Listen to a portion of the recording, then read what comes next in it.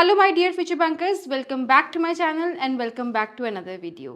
So अभी IBPS PO interviews will come to an end, ठीक है. अभी कुछ ही बच्चों के बाकी हैं, 18 तक डेट्स हैं, ठीक है. तो अभी वो ख़त्म हो जाएंगे. जिन बच्चों का ख़त्म हो चुका है इंटरव्यू, प्लीज़ कोई भी डिस्कशंस में अपने आप को इन्वॉल्व ना करिए कि ऐसे था वैसे था, मेरा ये कुछ मत सोचिए, मेरा ऐसे गया, मेरे तो मेंस में मार्क्स भी इतने बन रहे हैं. कुछ नहीं, अब हो गया, अभी टाइम है हमें आगे बढ़ने का, ठीक है. तो अगर मैं आपको यहाँ पे एक बहुत ही अच्छी न्यूज़ बता दूँ, वो ये है कि स्मार्ट किरा ने अपना लॉन्च कर दिया है डिस्क्रिप्टिव. आप सही सुन रहे हो, स्मार्ट किरा ने लॉन्च किया है, ठीक है. बहुत ही नॉमिनल प्राइस पे किया है. प्राइस अगर मैं बताऊँ अराउंड 110 है. एंड शायद if you will use my code TG Max आपको और भी डिस्काउंट मिल जाएगा, ठीक है. But this offer is only valid till 15 फरवरी. आज 14 है, ठीक है, कल तक वैलिड है. और इतने कम प्राइस पे डिस्क्रिप्टिव आपको मिल रहा है, तो I would definitely suggest you कि आप इसको परचेज करिए, ठीक है. तो इसमें मैं आपको दिखा देती हूँ कि क्या क्या मिलेगा. तो जैसे कि आप लॉग इन करेंगे स्मार्ट किरा पे, तो वहाँ पे आपको दिखेगा डिस्क्रिप्टिव, ठीक है. फिर आप वहाँ पे, मैंने तो परचेज़ नहीं किया खैर, लेकिन इसमें आपको दिखेगा, जैसे हम फ्री वाला खोल के देखते हैं. आप सभी पहले फ्री वाला ट्राई कर सकते हो, उसके बाद आप परचेज़ कर सकते हो, ठीक है. जैसे तो इसमें आपको सारी चीज़ें मिलेंगी: email writing, report writing, situation analysis and precious writing. Marks उन्होंने, अभी हमें पता नहीं है कितने मार्क्स का आएगा, लेकिन इन्होंने अपने हिसाब से डिवीजन कर दिया है मार्क्स का, ठीक है. तो जब हम इसको सबमिट करेंगे, देखते हैं क्या है. You write an email to your reporting manager requesting an extension of leave due to medical emergency in your family. Good question, ठीक है, ये आराम से आप लिख लोगे. Write a report on the reasons for the increasing number of NPAs in the banking sector and suggest measures to address the issues. Very nice. आराम से. इसमें नीचे वर्ड काउंटर भी दिया हुआ है, जैसे जैसे आप टाइप करोगे तो वैसे वैसे आप वो करोगे, मतलब वैसे वैसे वर्ड्स काउंट होते रहेंगे. Next is your company is experiencing rapid growth and employees have started reporting burnout due to work pressure. ठीक है, this is quite trending. आप टॉपिक्स मुझे अच्छे लगे इनके, ठीक है. what is next? Precious your company. अच्छा, अब ये आ गया प्रेसी. राइट प्रेसिस, थोड़े से वर्ड्स को कम करके आपको लिखना है, ठीक है. And then you can submit. ये देखो, आप वर्ड्स लिख रहे हो तो वो काउंट कर रहा है, ठीक है.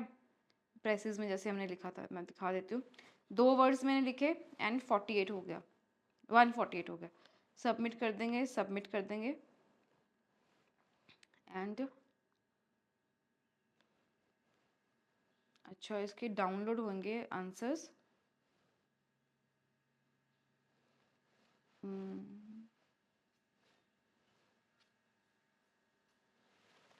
ओके, इसमें आपके आंसर्स भी आपको मिल जाएंगे, ठीक है. एंड इसमें आपको एक और अच्छी चीज़ मिलेगी, वो ये है कि एक आपको रीटेक मिलेगा. मतलब कि आपने लिख दिया, फिर उसके सॉल्यूशंस जैसे कि हमने ये पढ़े, फिर दोबारा से लिखे इनको रिवाइज करके. तो it is a good opportunity, ठीक है. आप डेफिनेटली इसको परचेज करना, बहुत ही नॉमिनल प्राइस पर है. तो अभी हम SBI क्लर्क और SBI PO का प्रीलिम्स एंड मेंस दोनों पे फोकस करेंगे.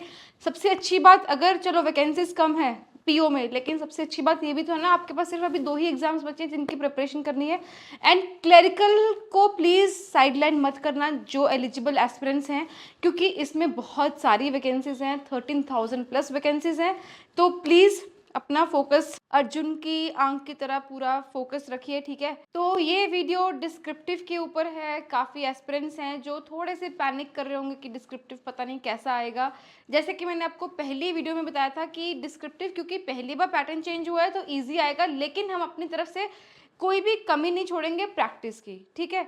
इसमें 4 चीज़ें इन्होंने नई ऐड कर दी हैं डिस्क्रिप्टिव में. लेटर ऐसे तो हटा ही दिए हैं, ईमेल राइटिंग आ चुका है, सिचुएशन एनालिसिस आ चुका है, प्रेसिस आ चुकी हैं. एंड 4th क्या था? रिपोर्ट एनालिसिस, ठीक है. 4 चीज़ें आ चुकी हैं, जिसमें प्रेसिस बहुत आसान है. इसमें से आपको इतने लिए दिए होंगे, इतना सा करना होगा, दैट इज़ ईजी. 1/3 करना होता है शायद. तो हम सारी प्रैक्टिस साथ साथ में करेंगे. रिपोर्ट राइटिंग करनी है हमें. तो जिन भी एस्पिरेंट्स का IBPS PO इंटरव्यू नहीं था, लेकिन उन्होंने मेंस दिया था, उनके मार्क्स में उनको पता चल गए होंगे, स्कोर कार्ड्स उनको आ गए होंगे. मैंने भी काफ़ी एनालिसिस किए थे, ठीक है, स्कोर कार्ड्स के. तो अभी आप बहुत एलिजिबल कैंडिडेट हो SBI PO and SBI clerk के लिए, ठीक है।